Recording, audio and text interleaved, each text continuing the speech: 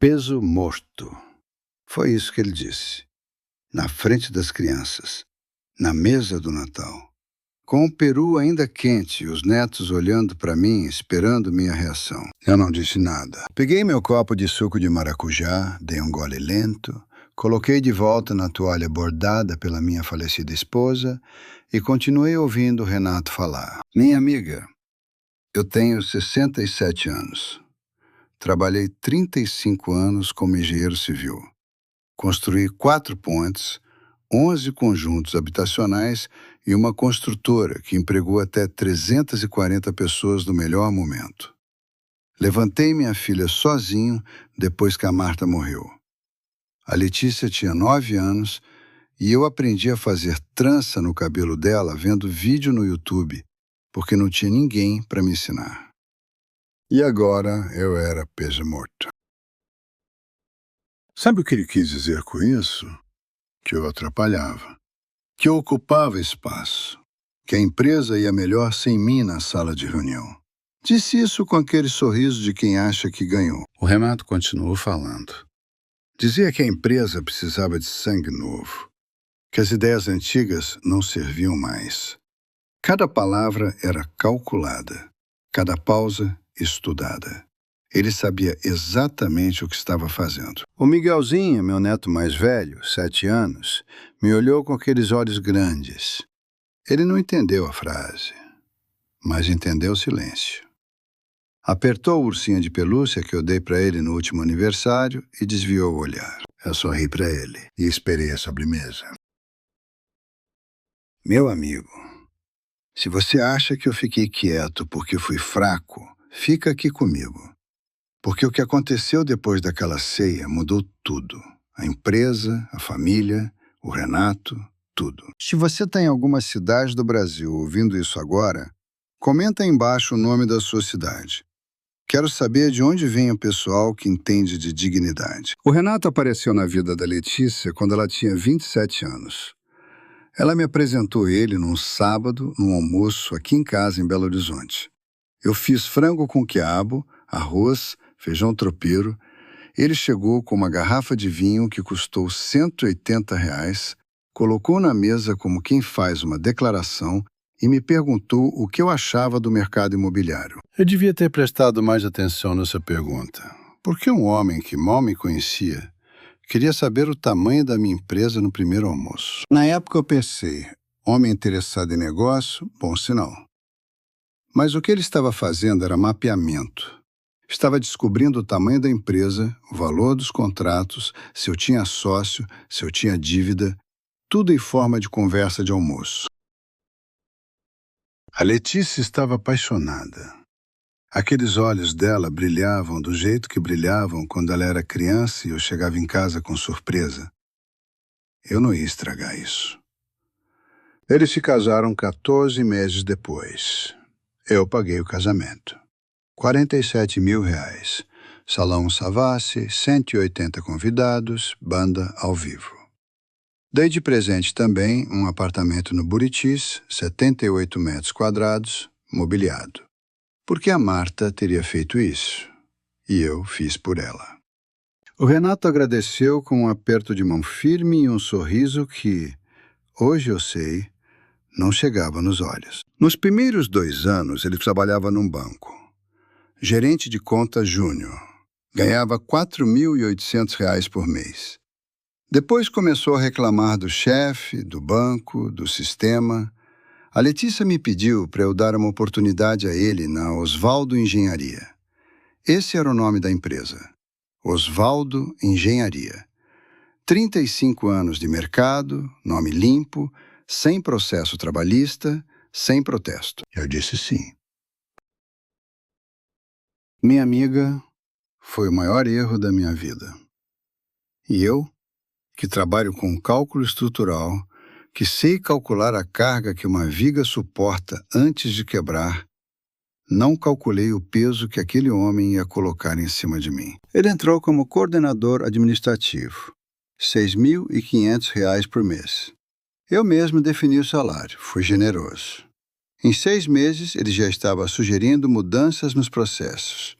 Em um ano, ele tinha convencido 2 dos meus funcionários mais antigos a me contar menos e a ele mais. Em 2 anos, ele tinha um grupo no WhatsApp com os engenheiros sênior que eu nem sabia que existia. Como eu descobri esse grupo? O Luiz Eduardo, meu mestre de obras de 19 anos de empresa, me mostrou o celular numa tarde de sexta-feira enquanto eu tomava café no canteiro de obras da rua Gonçalves Dias.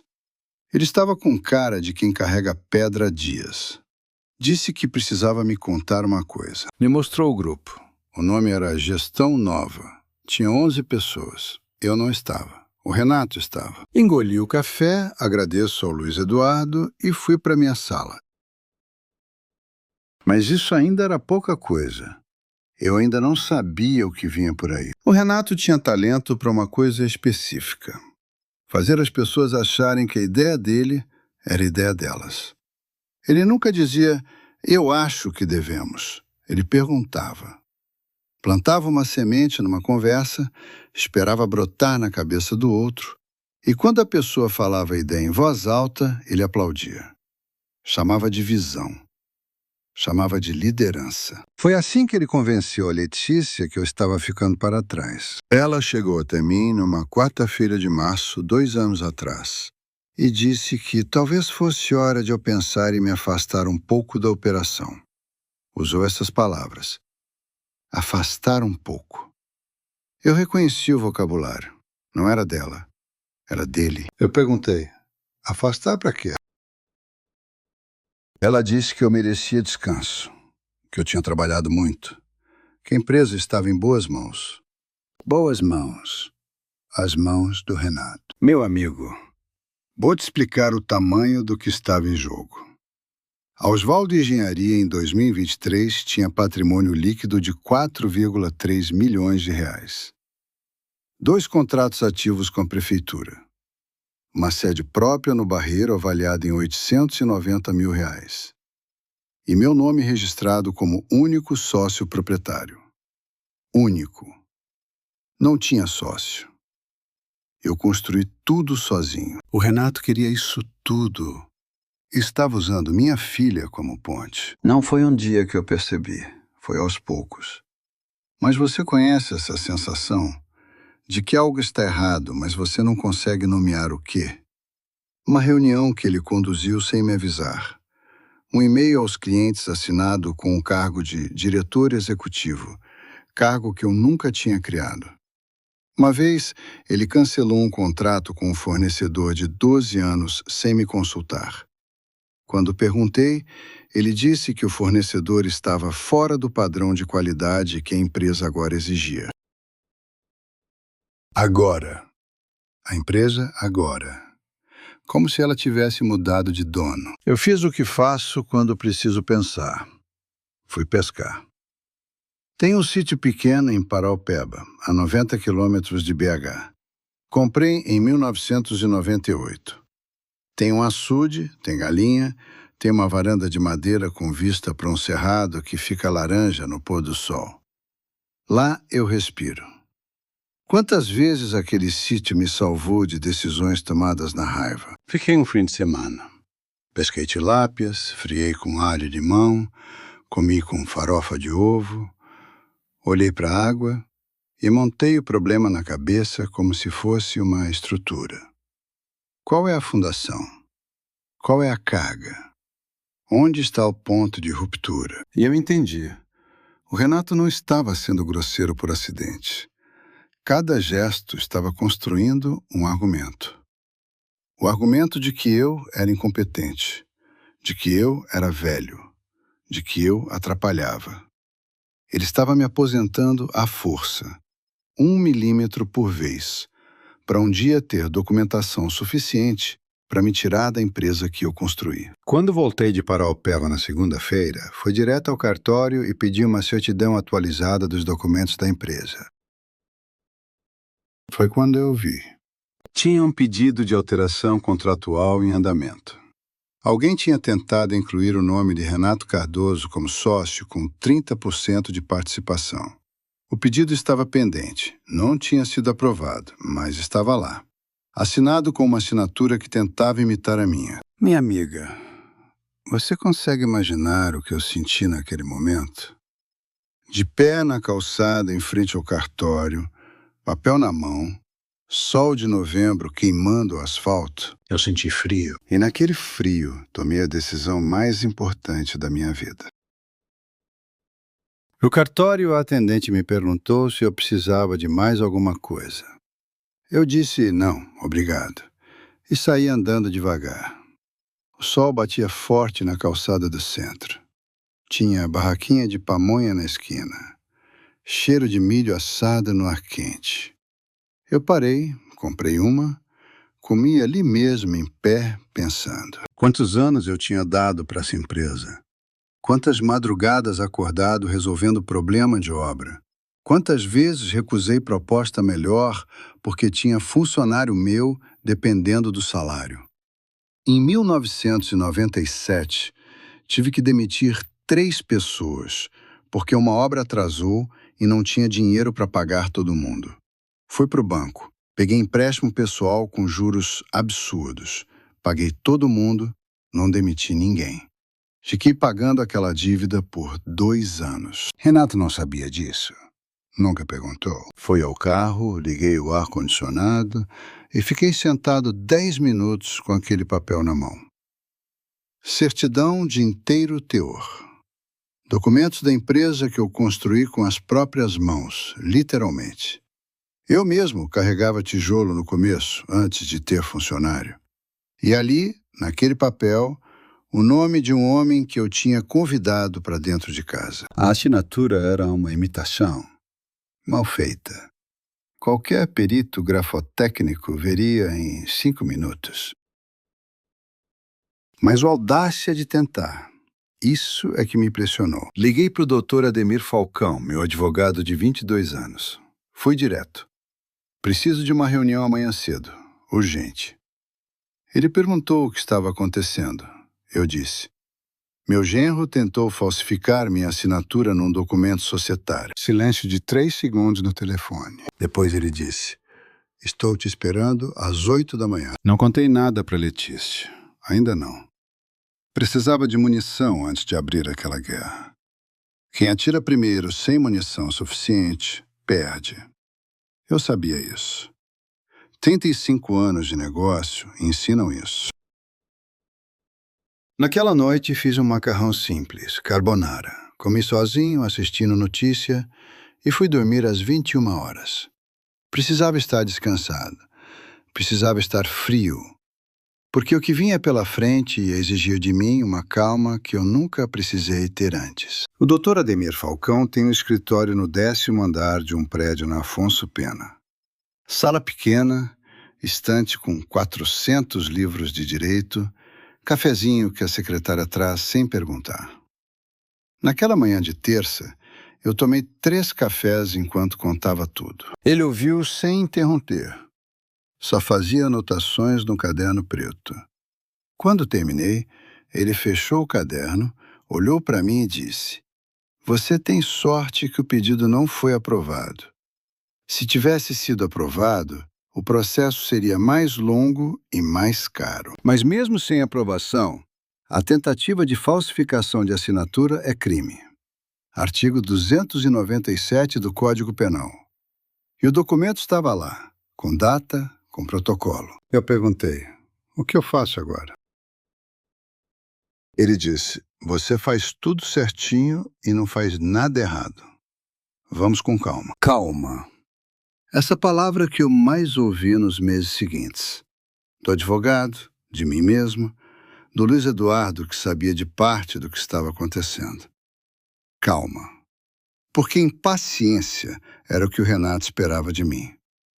Velho nervoso, velho que perde controle, velho que erra.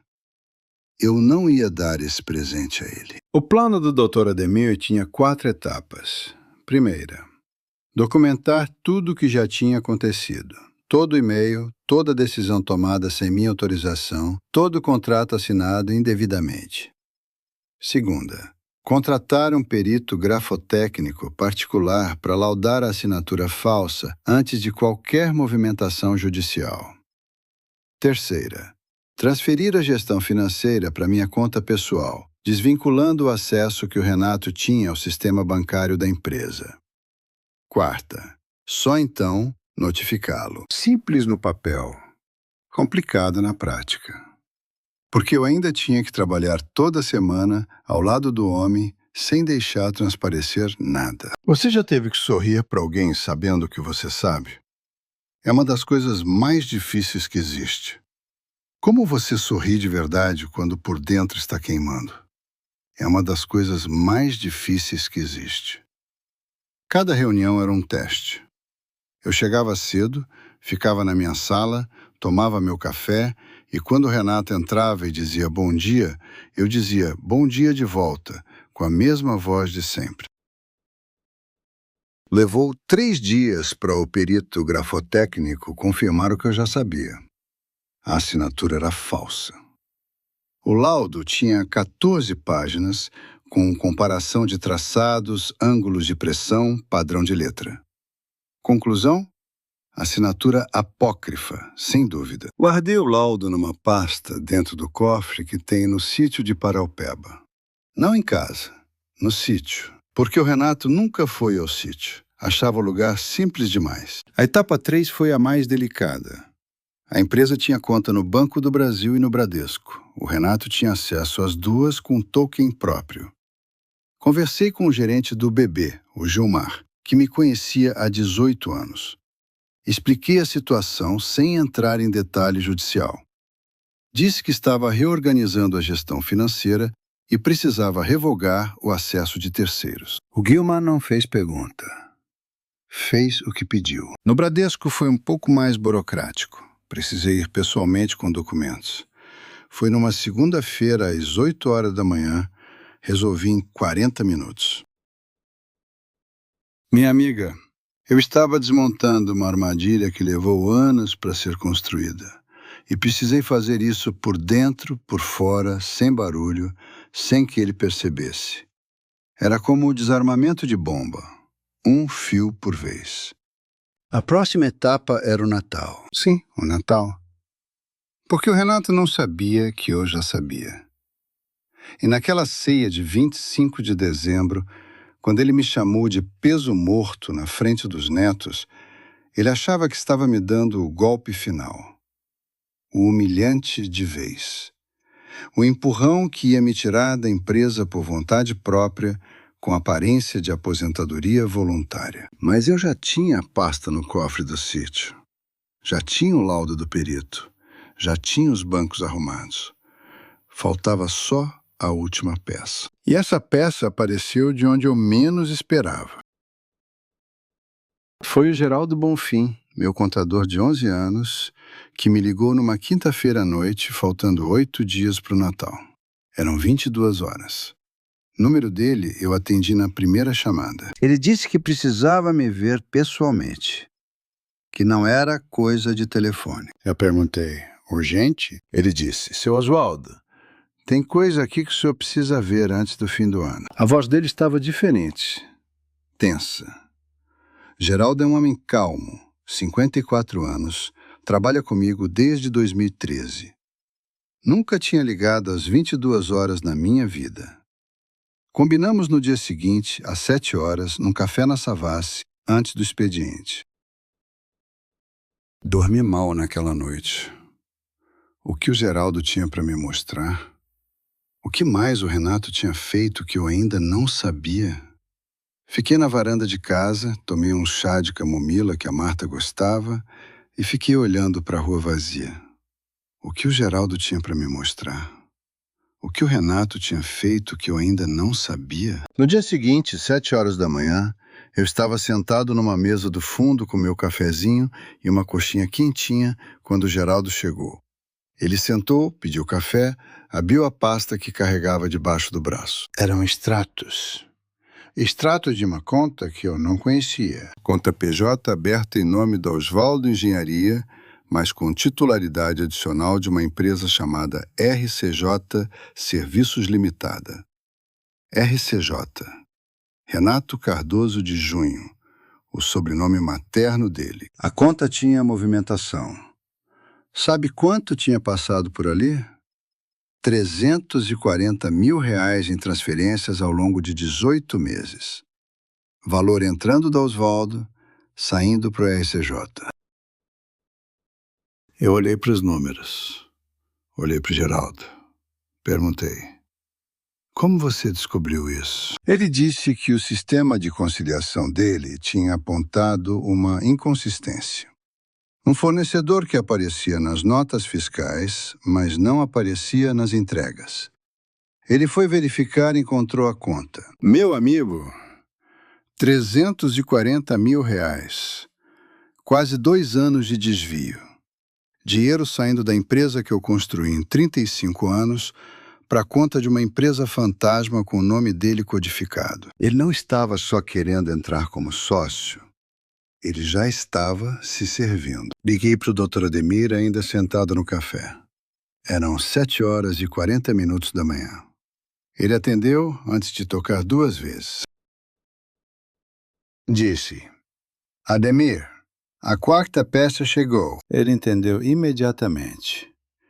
Como você acha que ele reagiu quando eu disse que o valor total era 418 mil reais? Ele entendeu imediatamente. Disse: então estamos prontos. Estávamos. O Natal estava chegando em 8 dias.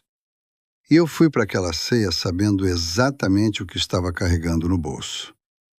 Não era revanche de velho cansado. Era processo documentado, laudo pericial, extratos bancários, contador como testemunha, advogado pronto. Quando o Renato me chamou de peso morto, ele não sabia que o peso era dele. Tomei o suco de maracujá. Esperei a sobremesa. E depois da sobremesa, eu me levantei da mesa. Me levantei devagar, sem pressa, com aquela dignidade de homem que sabe onde está pisando. Fui até onde o Renato estava sentado na cabeceira da mesa, que ele tinha assumido como se fosse natural, como se ele fosse o dono da casa.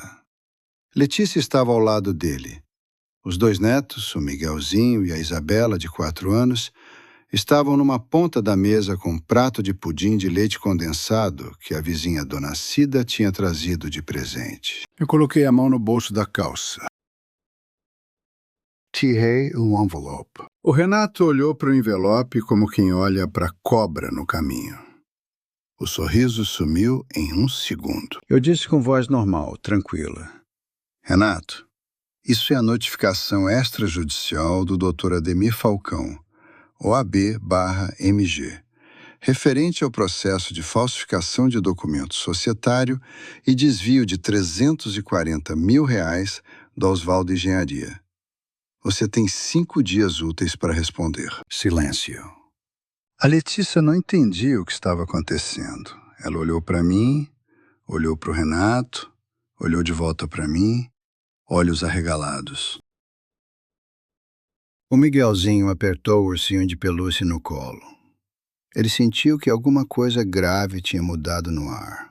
Eu fiz sinal com a cabeça para o Dr. Ademir, que estava do lado de fora esperando no carro desde as 20 horas com uma cópia do envelope. Combinamos assim: se tudo corresse bem na ceia, eu entregaria pessoalmente.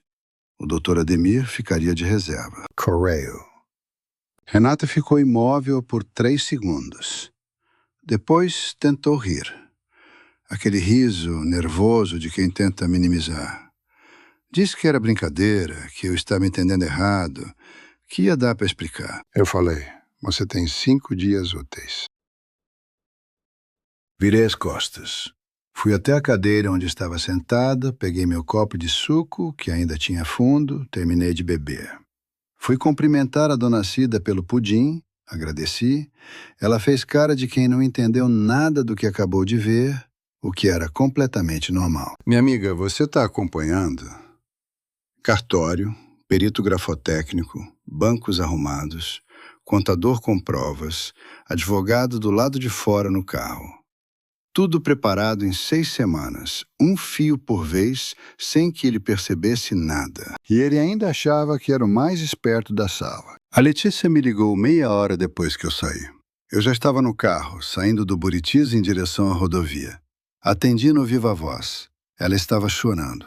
Perguntou o que estava acontecendo. Eu disse que ia explicar tudo com calma, que ela não precisava ter medo, que eu não estava brigando com ela. Estava protegendo o que era dela também. Ela ficou em silêncio um instante. Então disse que o Renato tinha saído de casa com a notificação na mão e que ela não sabia para onde ele tinha ido. Eu disse, liga para o Dr. Ademir amanhã cedo.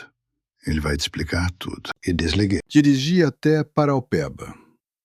São 90 quilômetros de estrada, noite de Natal, céu aberto, estrelas que você não vê em BH. Cheguei ao sítio às 23 horas.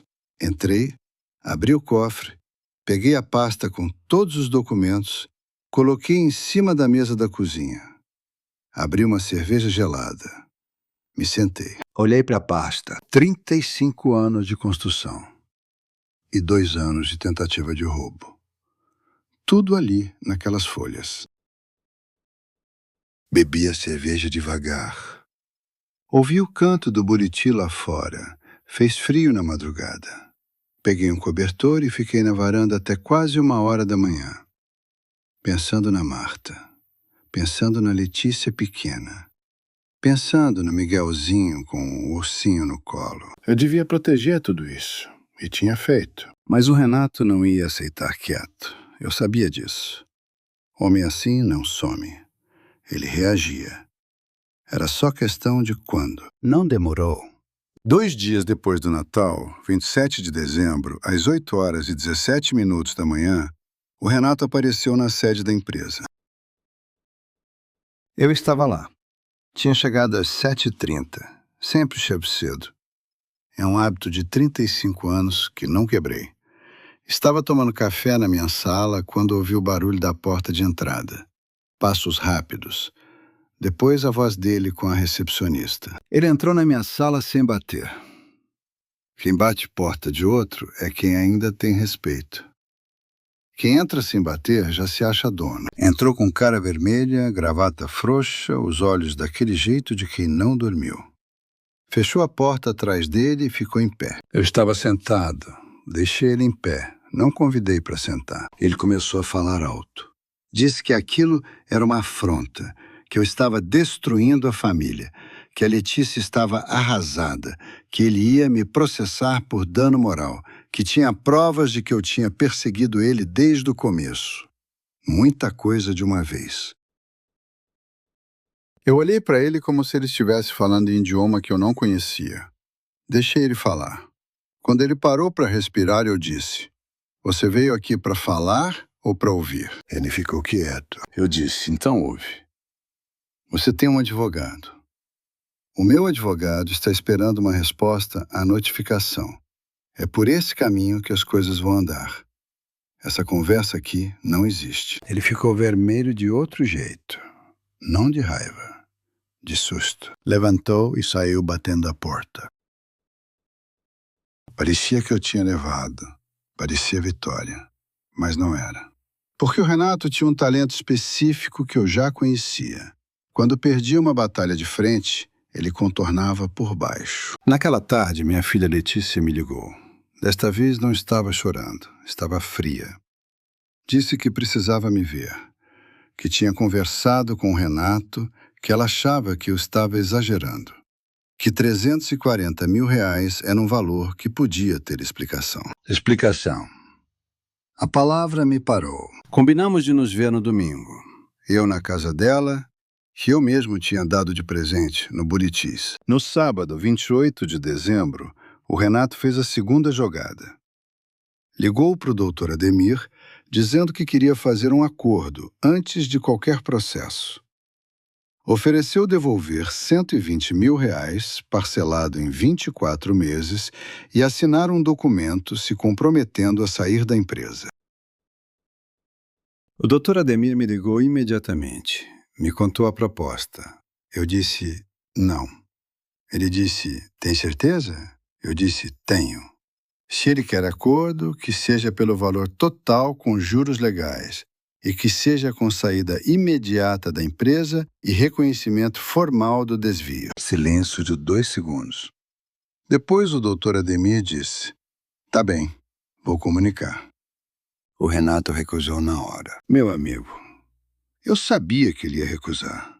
O acordo parcial era a tentativa de ganhar tempo, de me cansar, de fazer eu pensar que talvez fosse mais fácil aceitar um pouco agora do que brigar por tudo depois. Conheço essa estratégia. Usei em obra toda vez que o fornecedor tentou me passar para trás. No domingo, fui à casa da Letícia às 10 horas. Levei pão de queijo, que fiz de manhã cedo, porque foi a primeira coisa que eu aprendi a cozinhar depois que a Marta morreu e nunca parei de fazer. Ela adorava. A Isabela também. Sentamos na cozinha. O Renato estava lá. Ficou de pé, encostado na bancada, braços cruzados. Tentava parecer tranquilo. Não estava. A Letícia colocou café para todo mundo, incluindo ele. Ela é assim. Cuida de quem está na sala, independente do que está sentindo. Eu coloquei os documentos na mesa. Não todos, só uma seleção. A certidão com o pedido de alteração contratual, o laudo pericial da assinatura e 3 páginas dos extratos com as transferências mais claramente identificadas. Letícia olhou para o laudo. Demorou uns 2 minutos lendo. Depois levantou os olhos para o Renato. Ele disse que era erro do contador, que ele tinha assinado um documento que não entendia direito, que nunca quis fraudar nada. Ela ficou olhando para ele por uns 10 segundos sem falar. Depois olhou para mim. Eu não disse nada. Deixei os documentos falar. Foi nesse momento que o Renato fez a terceira jogada. A mais ousada. A que eu menos esperava. Virou para Letícia e disse que eu tinha sempre sido ciumento dela. Que eu nunca aceitei ele. Que os documentos podiam estar sendo usados de forma tendenciosa. Que o perito era contratado por mim, portanto, parcial. Que a Letícia precisava decidir entre acreditar no pai ou no marido. Acreditar no pai ou no marido. Sabe o que aquilo foi? Foi a jogada mais inteligente que ele já fez em todo aquele período. Porque não precisava ser verdade. Só precisava plantar dúvida. E ele sabia que a Letícia era leal. Sabia que ela ia defender quem ela amava. E apostou que ela amava mais a ele do que a mim. Eu fiquei parado, não respondi. Peguei meu café e dei um gole. A Letícia ficou em silêncio por um tempo longo. Depois disse que precisava de uns dias para pensar. Eu disse que tudo bem. E levantei, agradeci o café, peguei o pão de queijo que sobrou, coloquei num saquinho que ela me deu, dei um beijo na testa dela e saí. Do lado de fora, no carro, sentei por uns 5 minutos. Aquela aposta dele tinha me atingido. Não porque eu achasse que ia perder, mas porque a ideia de que minha filha podia escolher errado me pesava de um jeito que nenhum documento em cartório conseguia resolver. Mas eu aprendi com a Marta que a gente não pode controlar o que o outro escolhe. A gente só pode ser quem é, com clareza, sem mentira, e esperar que a verdade chegue. A verdade chegou em 3 dias. Vou te contar como. A Isabela, minha netinha de 4 anos, estava com a babá na tarde de terça-feira, quando ouviu o Renato numa ligação no quarto. A babá me contou depois, com cara de quem não sabia se devia contar. Disse que a menina veio até ela com o Miguelzinho e perguntou por que o papai estava gritando. E que o Miguelzinho, 7 anos, disse: porque vovô descobriu o que papai fez. Crianças não mentem. Crianças não interpretam. Sabe o que o Miguelzinho disse para a babá quando ela perguntou o que estava acontecendo? Crianças repetem o que viram. A babá ligou para Letícia. Letícia ligou para mim às 18 horas. A voz dela tinha mudado. Ela disse que queria ver os documentos todos. Todos. Eu disse: pode vir ao escritório amanhã cedo? Ela veio. Letícia chegou às 8 horas da manhã, sem o Renato, sozinha. Com o rosto que eu não via desde quando ela era adolescente e tinha problema na escola. Aquele rosto de quem precisa entender, mas tem medo do que vai entender. A Alessandra, minha recepcionista de 9 anos, trouxe café para nós dois sem perguntar. Sabe quando a gente precisa? Ficamos 2 horas com os documentos na mesa. Eu expliquei cada folha. O pedido de alteração societária. O laudo do perito com os traçados comparados lado a lado. Os extratos com as transferências marcadas em vermelho. A certidão da empresa RCJ Serviços Limitada, aberta 8 meses depois do Renato entrar na minha empresa. RCJ Serviços. O nome dela era Consultoria em Gestão Empresarial. Sem funcionário registrado, sem site, sem endereço comercial real. Só um CNPJ e uma conta bancária por onde passaram R$340 mil do dinheiro da Osvaldo Engenharia. A Letícia ficou olhando para essa certidão por um tempo. Depois perguntou: "Você sabia de tudo isso quando ele me pediu em casamento?" Eu disse: não sabia de nada. Ele era, pelo que eu via, um homem trabalhador com ambição. Eu me enganei. Ela disse: "E eu também me enganei?" Eu não respondi, porque a resposta era sim, mas não era minha para dar. Ela ficou quieta por uns 3 minutos. Lá fora, o som da rua, carro passando, alguém buzinando, a cidade seguindo o ritmo normal dela enquanto o mundo da minha filha estava desmoronando ali dentro. Ela perguntou: "Quanto tempo você sabia?" Eu disse: "Do desvio, desde 19 de dezembro. Da tentativa de falsificação, desde novembro." Ela respirou fundo. Disse que por isso eu estava diferente no Natal. Que ela tinha percebido alguma coisa, mas tinha achado que era coisa de velho cansado. Eu quase sorri com isso. Cansado. Eu estava cansado, sim, mas não do jeito que ela pensava. Letícia pediu um dia para pensar. Foi embora às 10 horas. Eu fiquei no escritório, trabalhando, assinando o documento, revisando planilha de obra. Porque a empresa não para. Nunca parou. Às 14 horas, o Renato fez a 4ª jogada, a mais desesperada. Apareceu no escritório de novo. Desta vez, sem entrar pela recepção. Foi direto pela garagem, onde tinha entrada lateral que ele usava normalmente. A Alessandra me avisou por mensagem enquanto ele já estava no corredor. Eu já estava com o Dr. Ademir no telefone quando ele abriu a porta da minha sala. Desta vez ele não estava com raiva. Estava com os olhos vermelhos. Disse que ia perder tudo. Que ele amava a Letícia de verdade. Que a empresa tinha sido um erro. Que foi ganância.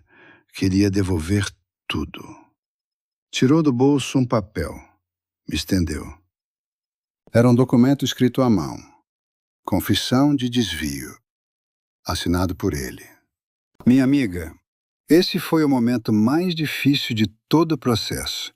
Não porque me convenceu, mas porque eu vi no rosto do Renato uma coisa que eu não tinha visto antes. Medo real. Não medo de perder dinheiro. Medo de perder a Letícia.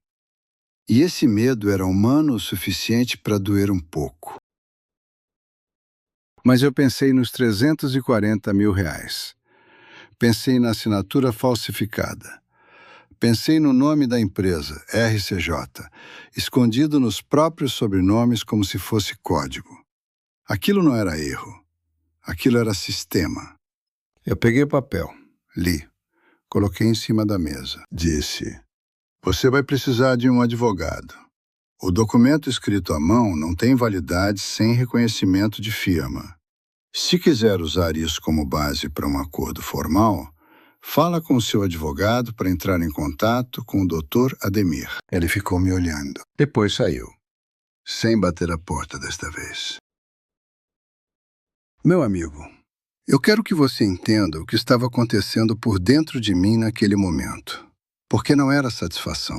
Não era aquele alívio que a gente imagina quando resolve um problema. Era uma tristeza pesada. Porque aquilo era a família da minha filha. Era o pai dos meus netos. Era o homem que tinha sentado à minha mesa e comido meu frango com quiabo e me perguntado sobre o mercado imobiliário com cara de quem estava interessado de verdade. Eu me engano com gente. Sempre me enganei. Sou engenheiro. Sei calcular carga em viga. Não sei calcular o peso de uma mentira no rosto de um homem. Mas o processo precisava continuar. Porque se eu parasse, ele ganhava. E havia mais uma coisa que o Renato ainda não sabia. Uma coisa que ia mudar tudo na semana seguinte.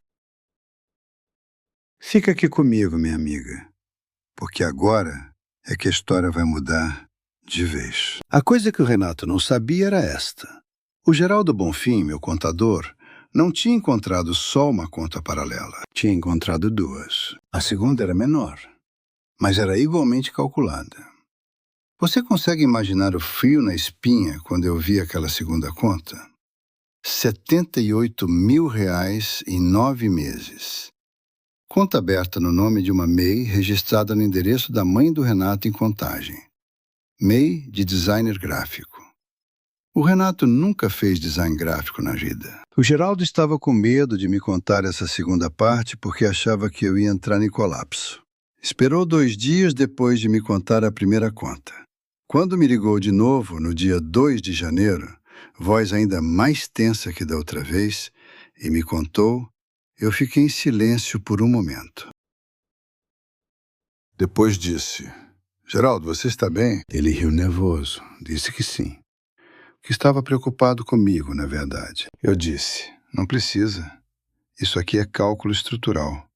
Eu sei trabalhar com carga pesada. Ele riu de novo, mas de outro jeito, de alívio. O total, juntando as duas contas, era R$ 418 mil. Em 2 anos.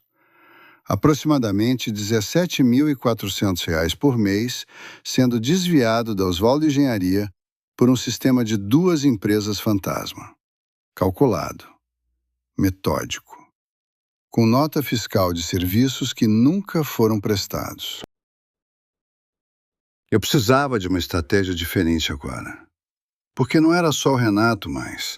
Tinha a mãe dele envolvida, o endereço dela no documento, o CNPJ dela sendo usado. Voluntariamente ou não, ela estava no meio. O que eu faria com isso? Incluir a mãe no processo ou separar as responsabilidades? Levei isso para o Dr. Ademir na manhã do dia 3 de janeiro. Eram os primeiros dias do ano novo. Tinha confete ainda no chão da rua. Eu entrei no escritório dele com a pasta do Geraldo e coloquei na mesa. Ele leu com cuidado. Demorou uns 15 minutos. Depois tirou os óculos e disse, Oswaldo, você quer fazer isso pelo caminho civil ou pelo caminho criminal? Eu disse, os dois. Ele assentiu. Disse que ia precisar de 1 semana para preparar tudo. Que precisávamos de uma data, de uma sala de reunião, de notificações simultaneamente enviadas para todos os envolvidos e da presença do Geraldo como testemunha. Marcamos. 10 de janeiro, sexta-feira. Na sala de reunião da Oswaldo Engenharia, eu liguei para Letícia e disse que precisava que ela estivesse lá. Não como parte do problema, como filha e herdeira da empresa, que era dela de direito quando eu não estivesse mais aqui. Ela ficou em silêncio um momento. Perguntou se o Renato ia estar lá. Eu disse, sim. Ela disse, eu vou. Essa resposta dela me fechou o coração de um jeito bom. Porque eu sabia que custou. Que ela ainda amava ele, ou o que ela achava que ele era. E que ela estava escolhendo vir mesmo assim. Nos dias entre o dia 3 e o dia 10, eu trabalhei normalmente. Fui à obra, assinei contrato, briguei com o fornecedor de cimento que tinha atrasado 3 toneladas de entrega. A vida de empresa não para só porque você está no meio de um processo. Adivinha o que o Renato fez nesses dias? Não apareceu na empresa. Mandou uma mensagem para minha filha dizendo que estava cuidando de umas coisas. Ela me mostrou a mensagem sem comentário. No dia 9 de janeiro, véspera da reunião, fui ao sítio de Paraupeba. Não para pensar, para descansar. Pesquei de tarde, peguei 4 tilápias, fritei com alho, comi com arroz e farofa na varanda. Ouvi o canto da juriti no cerrado. O sol foi caindo laranja no horizonte. Peguei o ursinho de pelúcia que o Miguelzinho tinha esquecido numa visita ao sítio 2 meses antes. Estava numa prateleira da sala. Aquele ursinho cor de caramelo com orelha torta que eu dei a ele no aniversário de 6 anos. Segurei ele um momento. Pensei no Miguelzinho na mesa de Natal, apertando o ursinho enquanto o pai destruía a ceia com palavras que uma criança não deveria ouvir. Coloquei o ursinho de volta na prateleira. Fui dormir cedo. No dia seguinte, às 8 horas da manhã, eu estava sentado na cabeceira da sala de reunião da Oswaldo Engenharia, esperando todo mundo chegar. Às 9 horas e 5 minutos, a porta se abriu. Sabe quem foi o último a chegar? Às 9 horas e 5 minutos. Com um advogado que eu nunca tinha visto, terno cinza, pasta de couro, entraram juntos. O Renato não me olhou nos olhos. Começamos. Do lado da mesa estavam o Dr. Ademir, o Geraldo Bonfim, eu e a Letícia. Do outro lado, Renato e o advogado dele. Na ponta, ninguém. A sala estava fria. O ar-condicionado do Oswaldo sempre fica regulado em 20 graus, porque eu acho que reunião em ambiente frio vai mais rápido. As pessoas querem ir embora logo. O Dr. Ademir abriu a reunião. Apresentou o processo. Não era uma acusação verbal. Era um relatório de 23 páginas com anexos. Cada transferência com data, valor e conta-destino. O laudo pericial da assinatura falsificada com as 14 páginas de análise técnica. A certidão das empresas RCJ e da MEI. E uma linha do tempo mostrando os 2 anos de operação paralela. O advogado do Renato tentou interromper 2 vezes. O Dr. Ademir continuou sem elevar a voz. Tem 34 anos de OAB. Sabe quando falar e quando deixar o documento falar por ele. Quando terminou a apresentação, havia silêncio. Minha amiga, você sabe aquele silêncio que não é ausência de barulho, é presença de verdade? Aquele silêncio que acontece quando tudo o que precisava ser dito foi dito e agora ninguém tem resposta? Foi esse. O advogado do Renato pediu 15 minutos de intervalo com seu cliente. Saíram. Eu fui ao banheiro, bebi água, voltei. A Letícia estava sentada olhando para o relatório que o Dr. Ademir tinha deixado na mesa. Ela estava lendo a linha do tempo, cada evento marcado, cada data, cada valor. Eu coloquei a mão no ombro dela. Ela não disse nada, mas colocou a mão em cima da minha. Voltaram 12 minutos depois. O advogado do Renato disse que seu cliente reconhecia parte das irregularidades e que estava disposto a negociar. Usou a palavra irregularidades, como se R$418 mil desviados em sistema de 2 empresas fantasma fosse irregularidade. O Dr. Ademir respondeu com calma. Disse que irregularidade era prazo de relatório atrasado, que o que estava documentado ali se enquadrava em desvio de verba societária, falsificação de documento particular e formação de empresa com fim ilícito, que o caminho criminal estava em andamento independente de qualquer negociação civil. O advogado do Renato ficou imóvel. Meu amigo, sabe o que acontece quando um advogado que esperava a negociação ouve a palavra caminho criminal já em andamento? A postura dele muda em 3 segundos. Eu vi. Aquele terno cinza ficou menor nele. Teve uma segunda pausa, mais curta, 7 minutos. Quando voltaram, o Renato estava com cara diferente. A raiva de antes tinha ido. Tinha entrado uma coisa que eu reconheci. Derrota. O advogado apresentou proposta. Devolução integral do valor. R$418 mil em 36 meses, com garantia de imóvel, mais renúncia formal à empresa e ao cargo.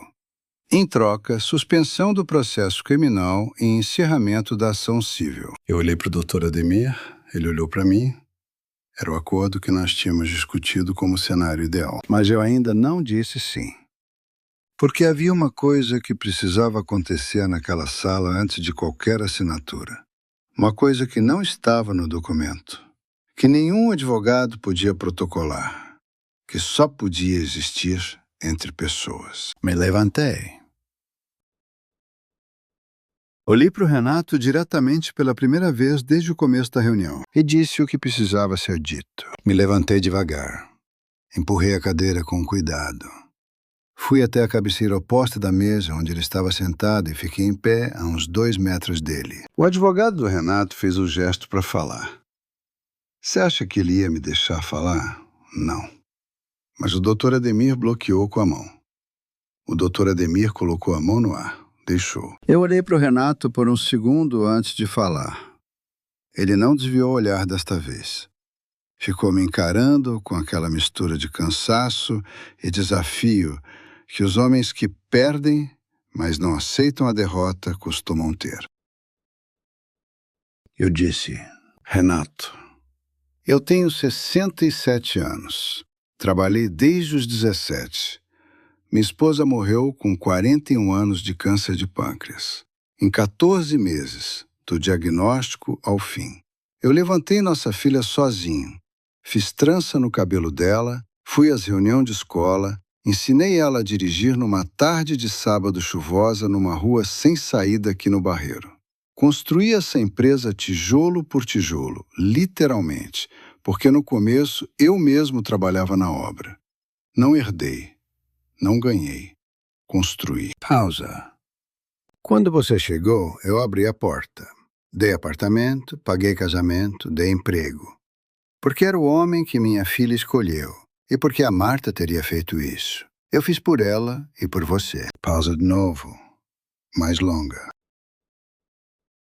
No Natal, com meus netos na mesa, com o ursinho do Miguelzinho em cima da cadeira, com o pudim da Dona Cida ainda quente, você me chamou de peso morto, na frente das crianças. Eu deixei aquilo pousar. Esse foi o momento que eu entendi o tamanho do seu erro. Não o desvio de R$418 mil, não a assinatura falsificada, não as 2 empresas fantasma. Esses erros têm valor, dá para calcular, dá para restituir. O erro de me chamar de peso morto na frente dos meus netos não tem preço e não tem restituição. O advogado do Renato estava com a caneta parada no ar. A Letícia tinha os olhos cheios de água, mas não derrubou. Eu não vim aqui para te destruir. Vim para recuperar o que é meu. A empresa, o dinheiro, o nome limpo. Esses são os itens do acordo. Fora do acordo, tem uma coisa que eu te peço. Não como parte do processo. Como homem para homem. Eu olhei para o Renato diretamente. Não afaste minha filha de mim. Seja o que for que aconteça entre vocês daqui para frente, não use ela como moeda. Ela foi criança sozinha demais já. Não seja mais um adulto que usa ela para ganhar alguma coisa. Silêncio completo na sala. O Renato ficou olhando para a mesa. Depois olhou para Letícia. E pela primeira vez em toda aquela história, eu vi no rosto dele algo que não era performance. Eram olhos de homem que entende de um jeito que não tem como consertar com papel assinado. Não disse nada. Eu voltei para minha cadeira. A gente passa a vida achando que o momento de vitória vai ser grandioso. Vai ter música, vai ter aplausos, vai ser como nos filmes. Mas a verdade é que esse momento foi silencioso. Foi uma sala fria, com ar-condicionado a 20 graus, 6 pessoas ao redor de uma mesa e eu falando em voz normal sobre 50 anos de vida. Não foi grandioso, foi real. Mas sabe o que foi mais real que tudo? O bolo de cenoura com cobertura de chocolate que a gente comeu depois. O advogado do Renato pediu 30 minutos para revisar os termos do acordo. Saíram de novo. Desta vez ficaram 28 minutos. Eu fui tomar café na Copa com o Geraldo Bonfim. A Alessandra tinha feito café coado, aquele forte que eu gosto, e tinha trazido um prato de biscoito de polvilho. Eu peguei 2, comi com o café, fiquei conversando com o Geraldo sobre obra. Meu amigo, pode parecer absurdo. Acabei de dar o discurso mais importante da minha vida e fui tomar café e falar sobre cimento. Mas é assim que funciona. Você age. O mundo continua. A obra não para porque você teve um momento. Quando voltaram, o advogado do Renato disse que o cliente aceitava os termos, mas pedia uma modificação. Devolução em 48 meses em vez de 36, com a mesma garantia de imóvel. Eu olhei para o Dr. Ademir. Ele fez uma expressão discreta que eu aprendi a ler em 22 anos. Queria dizer, podemos aceitar. Eu disse, aceito 48 meses, mas com cláusula de vencimento antecipado se houver atraso de mais de 30 dias em qualquer parcela. O advogado do Renato consultou o cliente em voz baixa. Renato acenou com a cabeça sem olhar para mim. O Dr. Ademir começou a redigir o adendo no laptop. Levou 40 minutos. Cada parágrafo, cada cláusula lida em voz alta para todos os presentes. A Letícia fez 2 perguntas técnicas sobre o imóvel dado em garantia. Você acha que ela entendeu de verdade o que estava acontecendo ali? O Dr. Ademir respondeu as 2. Ela prestava atenção. Estava aprendendo. Isso me encheu de um orgulho silencioso que eu não esperava sentir naquele momento. Assinamos às 13h17 da tarde. 4 horas de reunião. Quando a Renata assinou, o advogado dele fechou a pasta imediatamente. Cumprimentou o Dr. Ademir com um aperto de mão rápido e saiu com o cliente sem olhar para trás. O Renato passou por mim na porta. Parou por um segundo, não disse nada. Mas aquela parada foi alguma coisa. Não sei o que. Talvez nem ele soubesse. Saiu. A Letícia ficou. Ficamos os 4. Eu, ela, o Dr. Ademir e o Geraldo. A Alessandra entrou com mais café e um bolo de cenoura com cobertura de chocolate que alguém tinha trazido para comemorar aniversário de um funcionário mais cedo.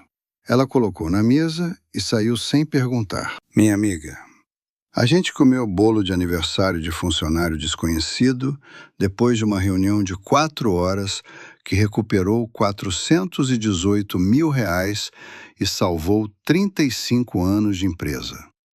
E foi o melhor bolo que eu comi na vida. O Geraldo fez piada ruim que só ele acha graça, sobre cálculo de juros compostos. A Letícia riu. O Dr. Ademir riu de cortesia. Eu ri de verdade. Depois o Geraldo foi embora. O Dr. Ademir também. Ficamos eu e Letícia na sala de reunião vazios.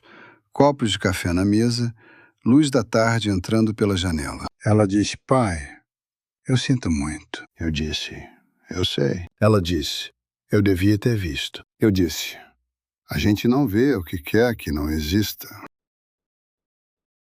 Ela ficou olhando para a janela. Lá fora tinha um jacarandá que planta há 20 anos. Estava florindo. Roxo intenso contra o azul do céu. Ela disse, e agora? Eu disse, agora a empresa é sua também, como sempre foi para ser. Levantamos. Ela me abraçou no corredor. Abraço longo, de filha, não de adulto com problema. Me lembrou dos abraços dela quando era pequena e eu chegava em casa às 19 horas depois de obra. Saímos juntos. Paramos no lanchonete da esquina. Tomamos suco de laranja gelado, lado a lado no balcão, sem falar muito. Às vezes, não precisa de palavra. Precisa de suco de laranja gelado com a sua filha na esquina. Nos dias seguintes, o processo seguiu seu caminho. O Dr. Ademir registrou o acordo em cartório. A Delegacia de Crimes contra o Patrimônio recebeu a representação criminal com todos os documentos, que ficaria suspensa enquanto as parcelas fossem pagas.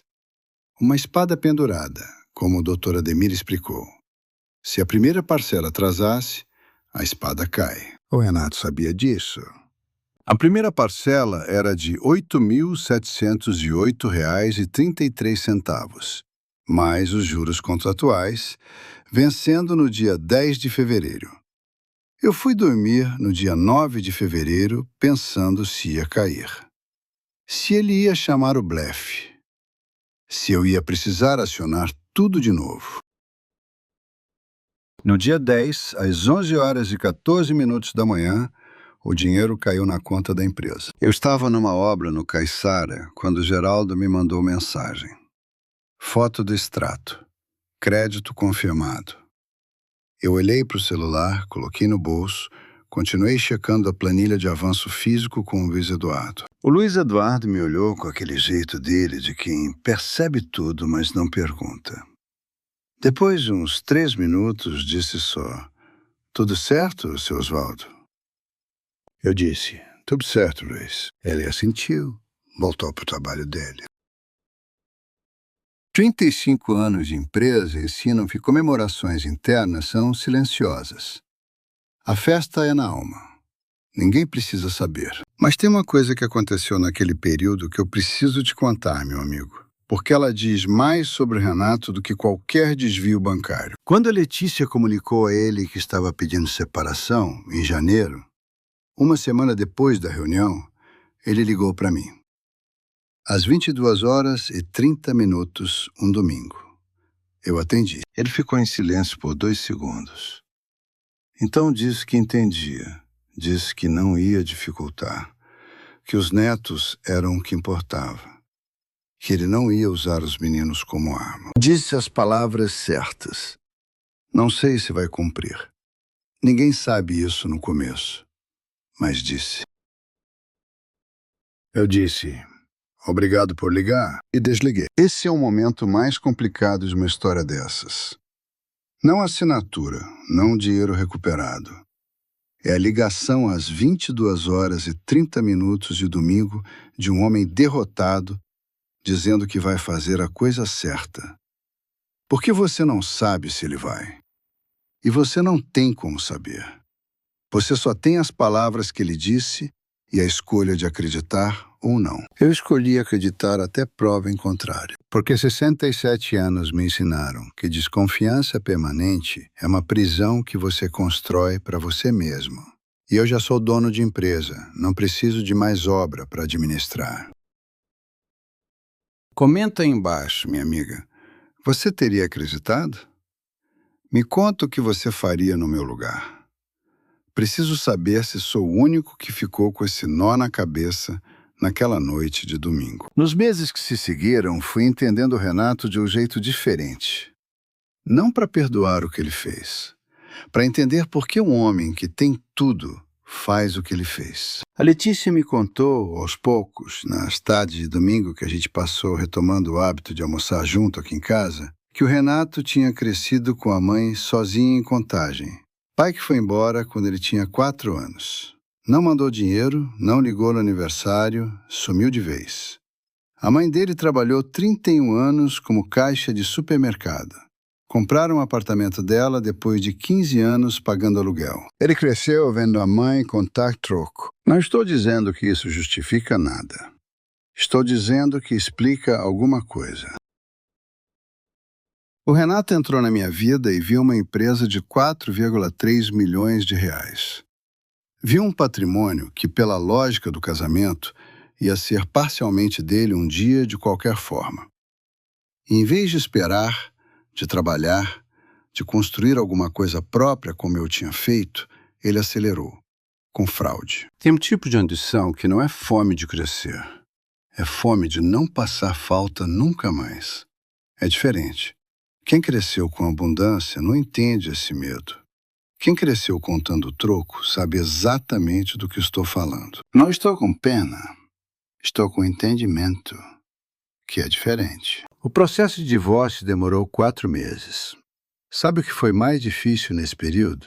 Sem disputa de guarda, porque a Letícia propôs guarda compartilhada e o Renato aceitou. Miguelzinho e Isabela. Semana com a mãe, semana com o pai. Simples assim no papel. Na prática, mais difícil. Mas eles estão conseguindo. O Renato saiu do apartamento do Buritis, que era da Letícia, pelo contrato de doação que eu tinha feito no casamento. Foi morar num apartamento menor, em Contagem, perto da mãe. Eu soube por ela, não por ele. Você acha que eu fui lá conferir? Não fui. Meu amigo, você quer saber o que aconteceu com a carreira profissional dele? Ele abriu uma consultoria. Empresa pequena, de verdade, desta vez, com um CNPJ regular, endereço comercial real, 2 funcionários. Vi no LinkedIn sem querer, procurando outra pessoa. Não cliquei no perfil. A Osvaldo Engenharia segue com as parcelas em dia. R$ 8.708,33 todo dia 10. O Geraldo me manda a confirmação por mensagem. Nenhum atraso até agora. A espada continua pendurada. Ele sabe. O que realmente mudou na empresa foi a gestão. Sentei com a Letícia e o Dr. Ademir em fevereiro e formalizamos algo que deveria ter acontecido anos atrás. A entrada dela como sócia com 30% da empresa. Não pelo Renato, não por pressão, porque é o certo. Ela trabalha na empresa há 4 anos. É engenheira formada pela PUC Minas. Sabe o que faz. Eu devia ter feito isso antes do Renato chegar. Se a Letícia já fosse sócia formal, o caminho dele teria sido diferente desde o começo. Aprendi isso do jeito difícil. O Luiz Eduardo virou gerente operacional com contrato formal e participação em resultado. Ficou 19 anos como mestre de obras. Mereceu antes. O Geraldo ganhou uma participação anual no resultado, que ele nunca pediu, mas que eu propus. Ele ficou vermelho quando eu disse. Disse que não precisava. Eu disse, eu sei que você não precisava, por isso estou dando. Tem coisas que a gente aprende depois dos 60. Uma delas é que as pessoas que ficaram ao seu lado merecem saber disso em forma de ato, não só em forma de palavra. O Renato me ensinou isso também, de um jeito torto. Comenta aí embaixo. Você tem alguém ao seu lado que você ainda não reconheceu do jeito certo? Fica esse pensamento. Teve um episódio em março que eu preciso te contar porque ele diz tudo. O Miguelzinho estava passando o fim de semana comigo no sítio de Paraupeba. Só nós dois. A Isabela tinha ficado com a Letícia porque estava com gripe. Eu e o Miguelzinho fomos pescar no açude na tarde de sábado. Ele pescou 2 lambaris e ficou tão orgulhoso que você precisava ver. 7 anos. Lambari de 8 centímetros. Parecia que tinha pescado atum. Colocou na bacia d'água que a gente usa para guardar o peixe vivo, ficou olhando para eles por 10 minutos seguidos. Depois me olhou e perguntou, vovô, a gente vai comer eles? Eu disse, você quer comer? Ele pensou sério por uns 15 segundos, depois disse, não, acho que não. Deixa eles no açude. A gente devolveu os 2 lambaris. Eles foram embora rápido, sumindo na água escura. Ficamos sentados na beirada do açude. Ele estava com um ursinho de pelúcia no bolso traseiro da calça. Sempre carrega. Já está puído de tanto carregar, uma das orelhas mais baixa que a outra. Ele perguntou, vovô, por que o papai não vem mais no sítio? Eu fiquei quieto um segundo, escolhendo as palavras. Com criança de 7 anos você não pode mentir, mas também não pode jogar tudo de uma vez. Eu disse, o papai tem a vida dele agora em outro lugar, mas ele te ama. E eu te amo. E você tem os 2. Ele ficou pensando. Depois disse, tá bom, só isso. Tá bom. Com aquela clareza de criança que aceita o que é real, sem drama, porque ainda não aprendeu a fingir. Meu amigo, aquele tá bom do Miguelzinho valeu mais para mim do que qualquer acordo assinado em cartório. Fizemos churrasco naquela noite. Só nós 2. Eu fiz linguiça na grelha, arroz, vinagrete. Ele tomou o guaraná, eu tomei uma cerveja gelada e ficamos assistindo o céu escurecer com aquelas estrelas que BH não tem. Ele dormiu na rede da varanda enquanto eu lavava a louça. Eu olhei para ele dormindo ali, com o ursinho no braço. Pensei no Natal, na mesa, no peru quente, nas palavras do Renato. E pensei, não sou o peso morto. Sou o homem que está aqui nessa varanda lavando prato, enquanto meu neto dorme na rede com o ursinho que eu dei para ele. Isso não é peso. Isso é fundação. Engenheiro sabe o que é fundação. É a parte que ninguém vê, que fica enterrada, que aguenta tudo por cima sem pedir reconhecimento. A fundação não aparece na foto, mas sem ela, o prédio não fica de pé. Eu sou a fundação dessa família. E fundação não é peso morto, é o contrário de peso morto. Levei o Miguelzinho de volta para BH no domingo. Na despedida, na calçada da casa da Letícia, ele me abraçou com os 2 braços bem apertados. Aquele abraço de criança que compromete o corpo inteiro. Depois correu para dentro. A Letícia ficou na porta. Me olhou. Disse, obrigada, pai. Eu disse, pra quê? Ela disse, por ter ficado. Eu disse que não tinha ido a lugar nenhum, mas nós 2 sabíamos o que ela quis dizer. Foi embora. Dirigi de volta para casa com a janela aberta, vento de março, cheiro de terra molhada porque tinha chovido mais cedo. A cidade iluminada lá embaixo, BH enorme e barulhenta, como sempre. Eu estava com 67 anos, uma empresa de 4,3 milhões de reais, um processo em andamento, uma filha que estava aprendendo a reconstruir, 2 netos que dormem com ursinhos de pelúcia e devolvem lambaris para o açude. Não é pouco, é muita coisa. Tem coisas pequenas que a gente perde aos poucos e não percebe que perdeu. Eu passei 2 anos sem ir ao cinema. Não porque não queria. Porque o Renato tinha transformado cada domingo em reunião de empresa informal. Cada jantar de família em pauta de negócios. Cada encontro tranquilo em algo que precisava de agenda. Em março eu fui ao cinema, sozinho. Filme policial americano, dublado, sessão das 16 horas no shopping. Comprei pipoca com manteiga. Aquela pipoca cara de R$ 32 que vale cada centavo. Fiquei 2 horas sentado numa poltrona escura sem precisar ser engenheiro, nem pai, nem patriarca de nada. Só fui o homem com a pipoca. Saí do cinema com a luz da tarde batendo no rosto. Por que eu parei de fazer isso? Por que a gente larga as pequenas alegrias quando as responsabilidades pesam? Por que eu parei de fazer isso? Em abril, eu fiz algo que estava na minha lista há 6 anos. Fiz curso de fotografia. Fotografia de natureza. Sábados de manhã, turma pequena, professora de 35 anos com paciência de santa. Aprendi a usar a câmera que a Letícia tinha me dado de presente de aniversário em 2021 e que eu tinha deixado na caixa porque não tinha tempo de aprender. Você sabe o que acontece quando você aponta uma câmera para uma flor e ajusta o foco lentamente até ela ficar nítida? Você para. Completamente. Não tem pensamento de empresa, de processo, de parcela de acordo. Tem só aquela flor. Foi a melhor terapia que fiz na vida e custou R$ 480 o mês. No sítio de Paraupeba, fiz umas reformas que estavam atrasadas. Pintei a varanda de branco, coloquei tela na janela da cozinha. Plantei tomates, que é uma coisa que eu queria fazer desde sempre e nunca encontrava tempo. Os tomates subiram, estão crescendo.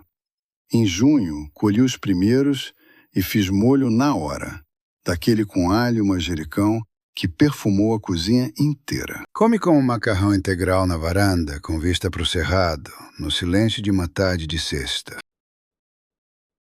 Não tem restaurante no mundo que bata isso. A Letícia começou a trabalhar de verdade na empresa, não como filha do dono, como sócia. Ela tem um jeito diferente do meu de resolver problema. Mais conversa, menos imposição. Os funcionários gostam dela. O Luiz Eduardo a respeita. O Geraldo já manda os relatórios com cópia para ela automaticamente. Temos reunião formal toda segunda-feira de manhã, 8 horas. Sala de reunião, café coado. Eu e ela, como sócios. Depois de cada reunião, a gente desce junto até a padaria da esquina e toma suco de laranja ou café com pão de queijo, dependendo do humor do dia. Sabe quantos anos eu passei sem ter café de manhã com minha filha? Conta nos dedos, não dá. Muitos anos. Os netos vêm ao sítio uma vez por mês. Miguelzinho está aprendendo a pescar de verdade. Na última visita, ele pescou um peixe grande, um tucunaré de quase 600 gramas. Ficou tão emocionado que quase caiu na água de tanto pular. A Isabela prefere as galinhas. Ela deu nome para cada uma. Tem Belinha, Laranjinha, Preta e uma que ela chama de Rainha, porque essa galinha realmente age como dona do terreiro. O ursinho do Miguelzinho tem lugar fixo no sítio agora. Fica numa prateleira da sala, aquela orelha torta para cima. Quando ele chega, vai lá, pega, anda com ele um pouco, devolve. É o ritual dele. Eu não pergunto, só observo. Meu amigo, tem alegria que não precisa de explicação. Só precisa de espaço. Em setembro, eu tirei 10 dias de férias, coisa que eu não fazia havia 8 anos. Fui para a Chapada dos Veadeiros, em Goiás, sozinho. Trilhas, cachoeiras, céu estrelado que faz o de Paraupeba parecer apagado. Fotografei jacaré, capivara, cervo do Pantanal, numa tarde que eu ainda não acredito que aconteceu de verdade. Voltei com a câmera cheia e 2 quilos a mais, porque comi bem demais. E a empresa? Funcionando.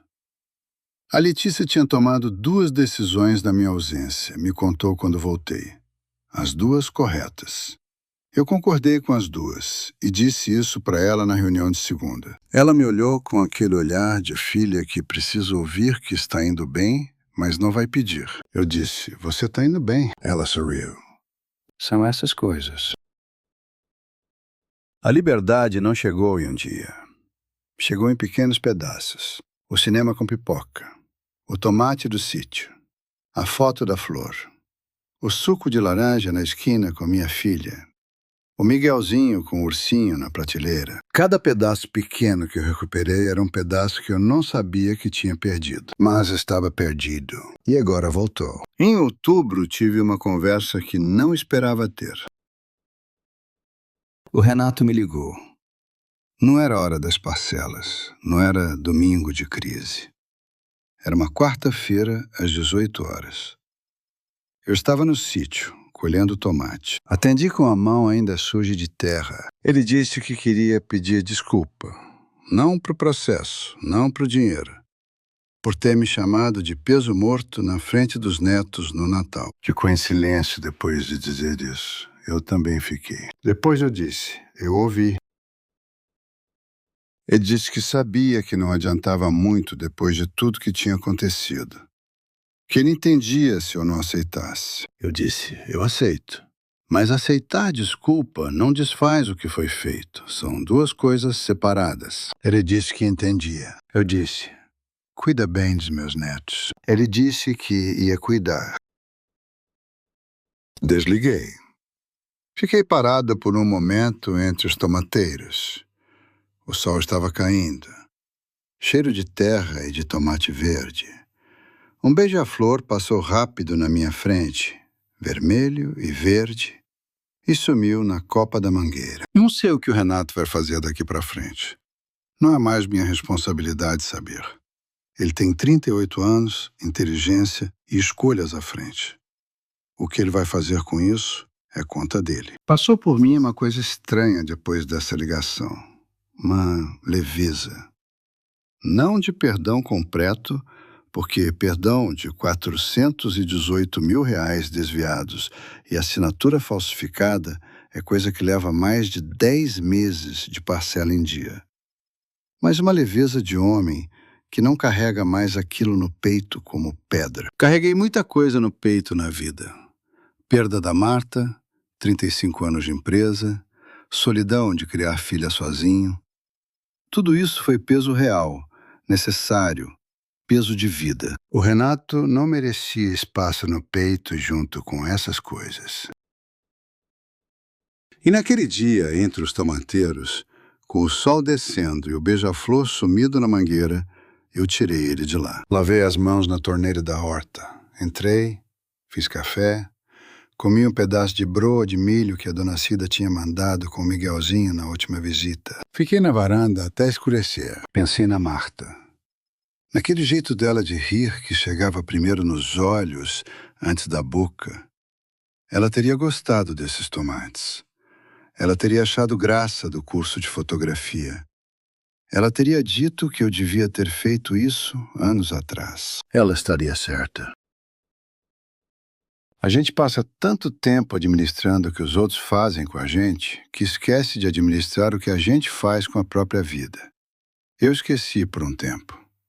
Mas os 67 anos ainda tem muita margem. Tem cerrado para fotografar. Tem peixe para pegar. Tem tomate para colher.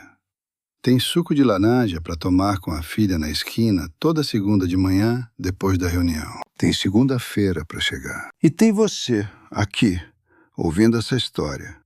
Porque quem aguenta ouvir isso tudo comigo já é amigo de verdade. Obrigado. Então, minha amiga, chegamos no fim dessa história. Mas deixa eu te contar onde as coisas estão agora para você ter o quadro completo. O Renato está pagando as parcelas, sem atraso. A espada ainda está pendurada. A consultoria que ele abriu está funcionando, pequena, longe da Oswaldo Engenharia. Os netos estão bem. O Miguelzinho passou de ano com nota boa em matemática, que é a matéria do vovô. A Isabela nomeou mais 2 galinhas do sítio. A Letícia assinou o divórcio em maio. Foi difícil. Mas ela está de pé. Cada segunda-feira de reunião eu vejo ela mais dona de si mesma. Menos filha de alguém, mais pessoa que sabe o que quer. Isso valeu mais do que qualquer valor em extrato bancário. A Oswaldo Engenharia fechou o ano passado com o melhor resultado em 11 anos. 1,2 milhão de reais de lucro líquido. Com a Letícia como sócia e o Luiz Eduardo como gerente operacional, a empresa ficou mais leve e mais forte ao mesmo tempo. É possível. Eu não acreditava. Agora acredito. Você quer saber o que eu aprendi com tudo isso? Não é sobre Renato. Então, sobre o que é? É sobre mim. Não é sobre traição, ou fraude, ou falsificação de assinatura. Essas coisas acontecem. Vão continuar acontecendo enquanto houver gente com medo e ganância no mundo. O que eu aprendi é sobre mim. Aprendi que eu esperava demais para agir. Que eu tinha sinais por 2 anos e fui devagar demais porque tinha medo de machucar a Letícia. E deixar a situação crescer machucou ela muito mais do que teria machucado se eu tivesse agido antes. Quem ama age. Não age na raiva. Não age na vingança. Mas age. Com documento, com advogado, com calma, age. Aprendi que fundação não é fraqueza. Ser a base de uma família, o que sustenta embaixo sem aparecer na foto, não é ser invisível, é ser estrutura. E estrutura tem valor. A engenharia ensinou isso a mim em 35 anos de obra. Eu só não tinha aplicado dentro de casa. Aprendi que perdão e justiça não são a mesma coisa. Eu posso aceitar as desculpas do Renato e, ao mesmo tempo, manter o processo em andamento. Não são coisas contraditórias. Perdão é para mim. Processo é para a empresa. São contas separadas. E aprendi que a vida depois dos 60 não é capítulo de encerramento. É capítulo de novo começo, com muito mais material disponível. Você tem histórias, tem cicatriz, tem discernimento. Tem câmera fotográfica na caixa esperando você abrir. Tem tomates para plantar.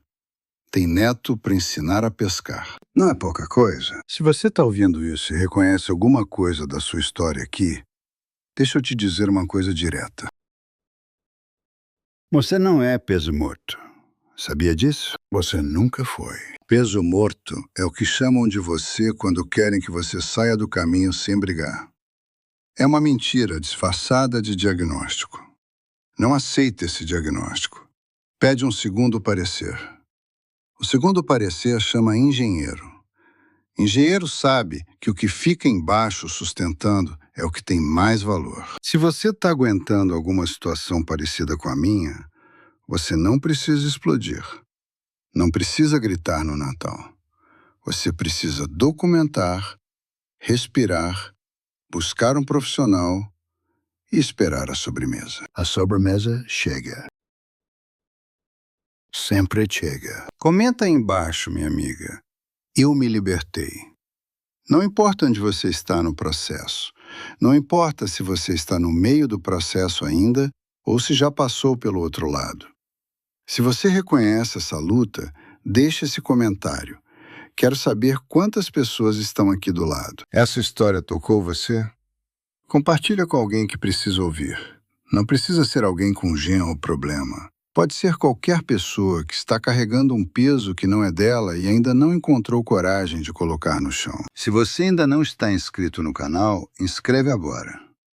Todo episódio é uma história real de quem agiu com dignidade depois de anos de silêncio. Você não vai se arrepender. Até a próxima, minha amiga, meu amigo. Sua vida é sua. Viva ela. Deus te abençoe. E uma última coisa. No último Natal, um ano depois daquele, sentei à mesma mesa. A toalha bordada pela Marta estava lá. O peru estava quente. Os netos estavam sentados na mesma posição, mas a cadeira onde o Renato sentava estava vazia. E eu, na cabeceira, servi o prato do Miguelzinho e do prato da Isabela, coloquei suco para nós dois e disse: Feliz Natal. O Miguelzinho sorriu. Pegou o ursinho de pelúcia que estava do lado do prato e colocou em cima da cadeira vazia, como se o ursinho estivesse jantando com a gente. Eu não disse nada, só olhei. Depois dei uma garfada no peru. Estava bom. A sobremesa foi pudim de leite condensado da Dona Cida. Desta vez eu comi na hora, sem esperar nada.